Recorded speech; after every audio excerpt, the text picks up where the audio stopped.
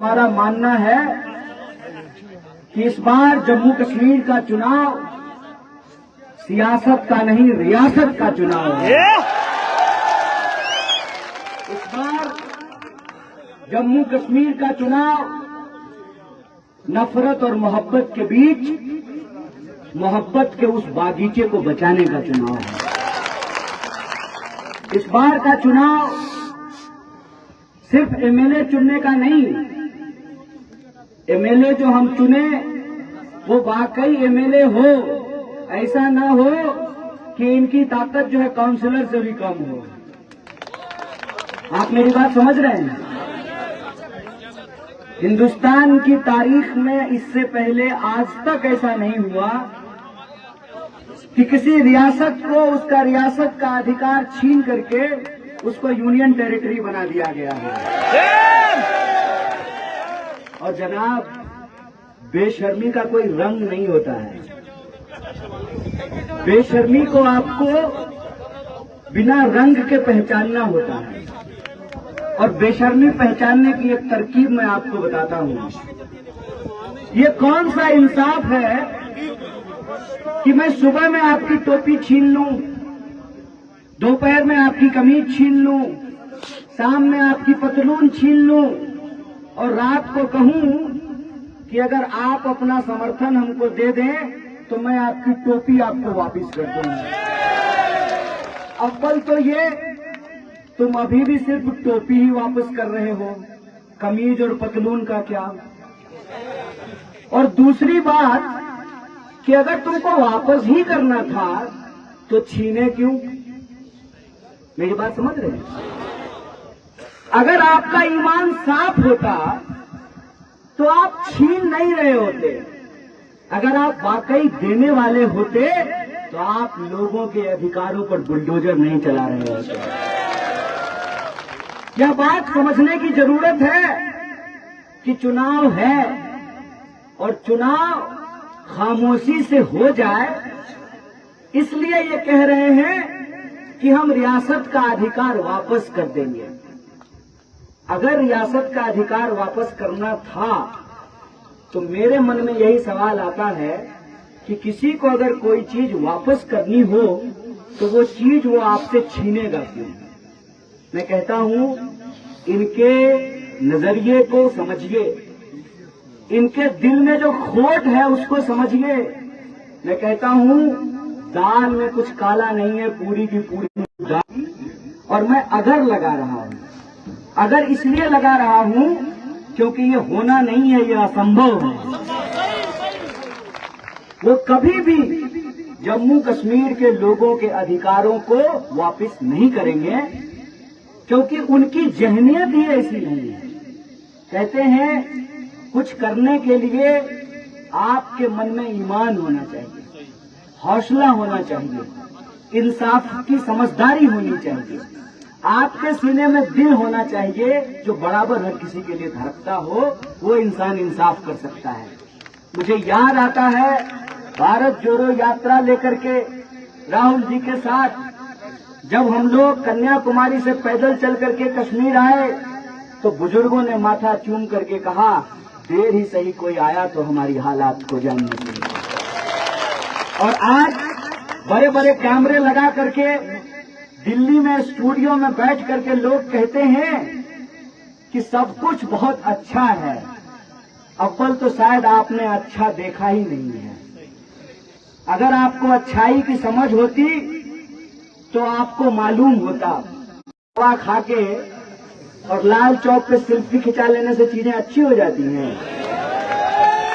अगर आपको इस इलाके का इतिहास आपको मालूम होता तो पहली बात तो ये कि सिर्फ श्रीनगर में ही लाल चौक नहीं है, कई जगह पे लाल चौक है। और दूसरी बात कि आज आप तो शायद आप इस इलाके के इतिहास को नहीं जानते हैं। मैं अभी झेलम जहां से निकलती है उस जगह पे घूम करके आया हूं। आज भी वहां पर महादेव जी का शिवलिंग सुरक्षित है और एक पंडित को वहां रखा गया है उस शिवलिंग पे जल चढ़ाने के लिए। देखिए, दिलों में दरार पैदा किसने किया? इंसान को इंसान से बांटा किसने? सियासत ने, और ये सियासत ने आज हमको इस मुकाम पे ला करके खड़ा कर दिया है कि अपने ही अधिकार जो हमारे हैं हमको इनसे मांगना पड़ रहा है। मैं कहता हूँ, ऐ नौजवानों, इनसे पूछो कि ये तुम्हारी औकात कैसी हुई कि तुमने हमारे अधिकार पे हाथ डाला है। यह सवाल इनसे पूछने की जरूरत है। और मैं कहता हूँ, यह मौका है, और इस मौके पर हम इस देश की सरकार को कहना चाहते हैं कि आपने जो यूनियन टेरिटरी बनाया है इस इलाके को, हम उसकी नाफरमानी करते हैं। कांग्रेस पार्टी ये वादा करती है हमारी हुकूमत बनेगी, हम स्टेटहुड वापस करेंगे यहाँ के लोगों को, ये हमारा वादा है। और दूसरी बात, देखिए, चोरी हो जाए, चोर चोरी कर ले, चोर की फितरत होती है चोरी करना। चोर तो चोरी ही करेगा ना, सांप तो जहर ही उगलेगा, चिड़िया तो उड़ेगी ही, गाय तो गोबर और दूध ही देगी, पहाड़ तो ऊंचा ही दिखेगा, दरिया तो गहरा ही होगा ना। तो चोर ही होता है, बीजेपी तो बीजेपी ही है। सवाल ये है कि चोर की मुखबिरी किसने की? चोर को गांव का रास्ता किसने दिखाया?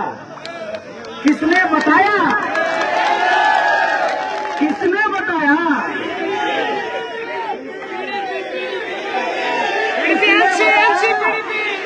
कि गांव का रास्ता क्या है, घर का दरवाजा किधर से खुलता है, घर के बुजुर्ग कब सोते हैं, तिजोरी किधर रखी है, यह काम मुखबिर का है। और हमारे यहाँ बहुत सारे जवान जो आपकी सुरक्षा में खड़े हैं, ये हमारे यहाँ से हैं। एक कहावत हमारे यहाँ कही जाती है, कई बार एक पत्थर से ना 2 चिड़िया का शिकार करना होता है। मैं कहता हूँ 18 तारीख को जब आप वोट देने के लिए जाएं, और जाएं जरूर, इस बार बानिहाल में कम से कम 90% वोट होना चाहिए। ये मौका है आपको अपने जुल्म के खिलाफ अपने अधिकार का इजहार करने का।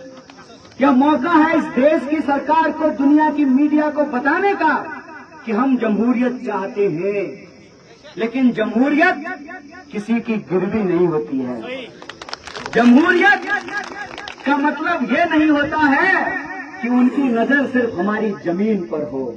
जमहूरियत चलता है जमीन से, और जमीन जिंदा रहता है जमहूरियत में लोगों के दिलों के अंदर। इसीलिए आप जाएं और भारी संख्या में वोट करें, 90% वोट करें, दुनिया को दिखाएं कि हम 10 साल के जुल्म के खिलाफ वोट करने के लिए आए हैं।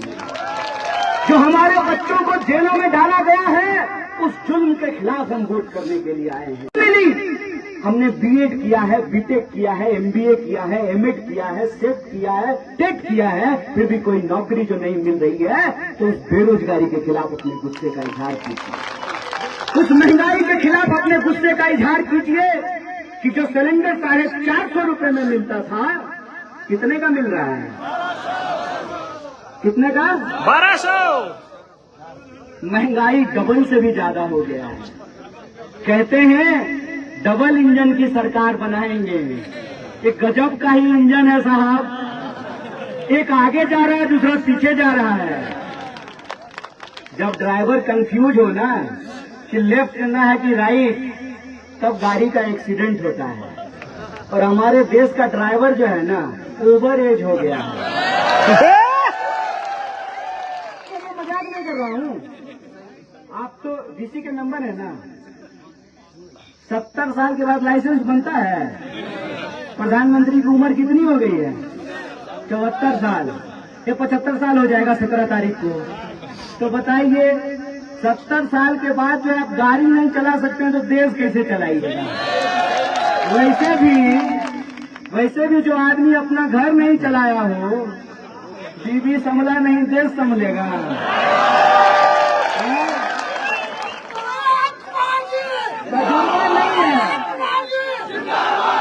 तजुर्बा नहीं है। मैं ये नहीं कहता हूँ कि सारे बुजुर्ग खराब होते हैं, नहीं, बुजुर्ग बहुत अच्छे होते हैं अगर उनको अपनी बुजुर्गियत का एहसास हो। चाचा, आपको अपनी बुजुर्गियत का एहसास है तो आप यहाँ से कूदेंगे नहीं, आप धीरे धीरे चलेंगे। ये बूढ़ा तोता श्रृंगार करता है, कभी पानी में कूदता है, कभी हवाई जहाज पे चढ़ जाता है। बताइए, प्रधानमंत्री चुने हैं कि सर्कस का मदारी है? और देश में कम विदेश में ज्यादा रहते हैं। आपके मोबाइल पे एक मोड होगा साइलेंट मोड, एक और मोड है फ्लाइट मोड। प्रधानमंत्री जी का भी एक मोड है फ्लाइट मोड। देश में कम विदेश में ज्यादा घूमते रहते हैं, तो उनकी क्या है ना कि याददाश्त जो है थोड़ी कम पड़ गई है। उनको ऐसा लगता है कि जम्मू कश्मीर का इतिहास 2014 से शुरू होता है। अब उनकी गलती तो है नहीं, पढ़ने लिखने के वक्त में अगर कॉलेज की गेट पे पान नहीं खा रहे होते तो इतिहास में फेल नहीं होते, और इतिहास में फेल नहीं होते तो मालूम होता कि देश का इतिहास 2014 से शुरू नहीं होता है। अगर समझ में नहीं आता है तो श्रीनगर के कम से कम शंकराचार्य मंदिर में ही जाकर के देख लो कि जम्मू कश्मीर का इतिहास 2014 से शुरू नहीं होता है। इसलिए मैं आपको कहता हूं कि ये सवाल है अपने इतिहास को बचाने का, अपनी संस्कृति को बचाने का, अपनी तहजीब को बचाने का, अपने आम आवाम के जो सवाल हैं, जो मुद्दे हैं, जो अधिकार हैं, जो इंसाफ है, उसको बचाने का। और सीधी सी बात है ना, देश का गृह मंत्री अपने बेटा के बारे में सोच रहा है, क्रिकेट नहीं खेलता है फिर भी बीसीसीआई का सेक्रेटरी बना दिया है। अगर इस देश का गृह मंत्री अगर अपने बेटे के बारे में सोच सकता है तो हमको आपको भी अपने बाल बच्चे के बारे में सोचना चाहिए। और मैं कहता हूं कि अगर वो अपना मुस्तकबिल तय करते हैं तो हमको भी अपना मुस्तकबिल तय करना चाहिए। और हमारा मुस्तकबिल ये है कि जब यहाँ पे प्रोजेक्ट लगे साहब तो उस प्रोजेक्ट में हमारे नौजवानों को रोजगार मिले। जब यहाँ माइनिंग का काम शुरू हो तो हमारे नौजवानों को रोजगार मिले। हमारे किसान जो खेती करते हैं, और मैं माफी चाहता हूँ, अभी जब यहाँ पे हेलीकॉप्टर आया था मैं माजरत चाहता हूँ, इतना धूल उड़ा, इतना धूल उड़ा, और ये जो मक्के के पेड़ हैं वो नीचे जमीन में लेट गए थे। तो मैं इसके लिए माजरत चाहता हूँ। लेकिन मैं कहता हूँ कि यहाँ पे जो खेती दिख रही है, चाहे लोग केसर की खेती कर रहे हो, मक्का लगा रहे हो, सेब लगा रहे हो, अखरोट लगा रहे हो, बादाम लगा रहे हो, जो किसान खेती करते हैं उनको उनके फसल का दाम मिलना चाहिए। जो नौकरी करते हैं, जो टीचर की नौकरी किए, पुलिस की नौकरी किए, उनको पेंशन मिलना चाहिए। हमारा सवाल है, हमारा मुद्दा है, और इसका हल हमको ही निकालना पड़ेगा। इसीलिए हम कहते हैं कि आज ये वक्त है कि हमारे यहाँ जो कहावत है कि एक पत्थर से दो चिड़िया का शिकार कीजिए, चोर और मुखबिर दोनों का इलाज कीजिए। और इस क्षेत्र में जो रहने वाले, इस इलाके में जो रहने वाले लोग हैं, उनके हक अधिकारों को लेकर के मैं आखिरी बात कहना चाहता हूँ। मुझे आता नहीं ना मोहतरम को मोहतरम कहना, किसी को ज्यादा किसी को कम कहना। झूठ बोलने की बीमारी नहीं लगी है क्योंकि हम बीजेपी में नहीं हैं। जो भी कहूंगा सच कहूंगा। और आज हमारे नेता मल्लिकार्जुन खड़गे जी और राहुल गांधी जी जो बात कहते हैं उस बात को हम 100% लागू करते हैं। और मैं आपको बता दूं, आज एक पत्रकार ने हमको कहा, अभी हमको दिख रहे थे, अभी दिख नहीं रहे हैं।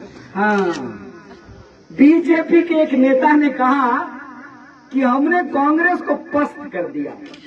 अब बोल तो एक बात बताइए कि हाथी अगर बैठ भी जाए तो कुत्ता से तो ऊंचा ही रहेगा ना। मैं एक उदाहरण दे रहा हूं आपको।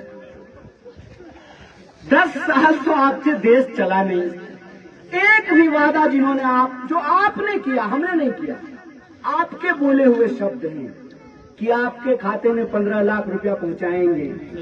किसके खाते में आया, जरा हाथ उठाना तो। एक भी किसी के पास नहीं, किसी के पास नहीं आया। अडानी अंबानी। अच्छा, तो सबको नौकरी तो मिली होगी। 2 करोड़ हर साल नौकरी मिलनी थी, महंगाई कम हो गया होगा। किसानों को उनके फसल का दाम मिल रहा होगा, 2022 तक सबको पक्का मकान मिल गया होगा, बुलेट ट्रेन चलने वाली थी, आप लोग नहीं चढ़े। कौन सी ऐसी बात है जो बीजेपी ने कही और पूरा किया हो? एक भी ऐसी बात नहीं है।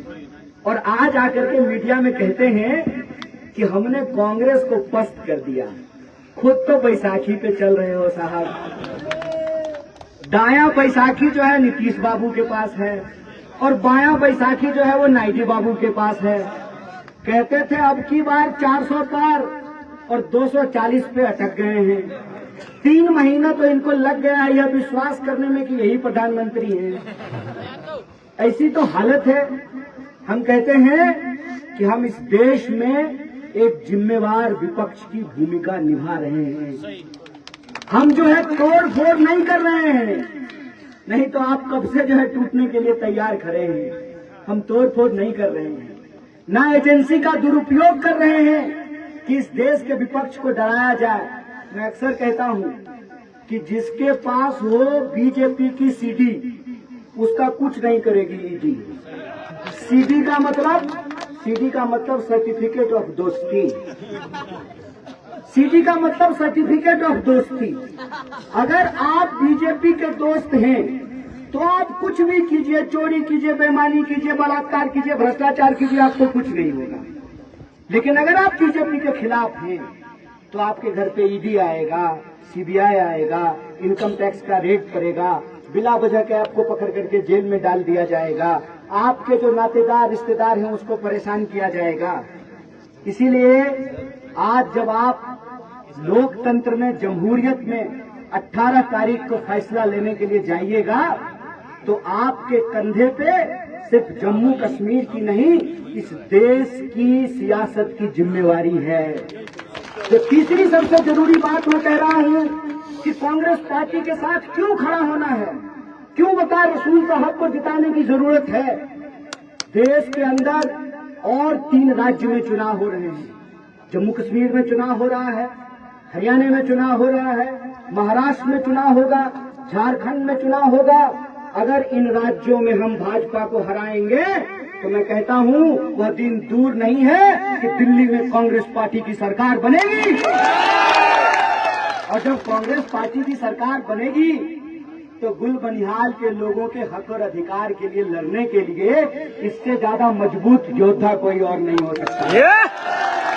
जो कांग्रेस पार्टी के जम्मू कश्मीर के प्रधान रहे, जो यूथ कांग्रेस में रहे, जो मंत्री रहे, विधायक रहे, राहुल जी के साथ कंधे से कंधे मिला करके काम किया, ये एक मजबूत पैरोकार होंगे आपके हक और अधिकार के लिए। और कांग्रेस पार्टी इस देश में बदलाव लेकर के आ रही है। उस बदलाव की हवा को आपको मजबूत करने की जरूरत है।